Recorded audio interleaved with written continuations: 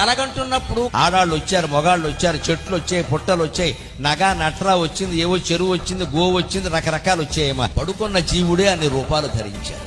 వాడే ఆడవాళ్ళు అయ్యాడు, వాడే మగవాళ్ళు అయ్యాడు, వాడే పశువు అయ్యాడు, వాడే పాము అయ్యాడు, వాడే చెట్టు అయ్యాడు, వాడే పొట్ట అయ్యాడు, వాడే కింద పడ్డాడు, వాడే మీద పడ్డాడు, వాడే సుఖపడ్డాడు, వాడే దుఃఖపడ్డాడు. అందరి మాటలు ఒక్క జీవుడే మాట్లాడాడు. మరి పడుకున్న ఒక్క జీవుడు, సామాన్యమైన జీవుడు, తన కలు తాను సృష్టించుకుని ఇన్ని పాత్రలు తానే ధరించి ఆడుకుని పాడుకుని ఖేదపడి దుఃఖపడి సంతోషపడి మోదపడి రకరకాల డాన్స్ కార్యక్రమాలన్నీ చేసి నిద్రలేచి మేల్కొని ఇదంతా మాయా అనుకోవడం నిజమైనప్పుడు శ్రీ మహావిష్ణువు క్షీరసాగరంలో శయనించి ఈ విశ్వమంతా తానే ఒక కలగా గని ఇందులో అన్ని పాత్రలు తానే ధరించి అన్నిటితోనూ తానే ఆడుకుని తానే దేవతలై, తానే మానవులై, తానే రాక్షసులై, తానే చరాచర జీవరాశి శ్రీ మహావిష్ణువు ఈ మొత్తం ప్రపంచంతో ఆడుకుంటున్నాడు అన్నమాట. నిజమా కాదా? నిజమా కాదా?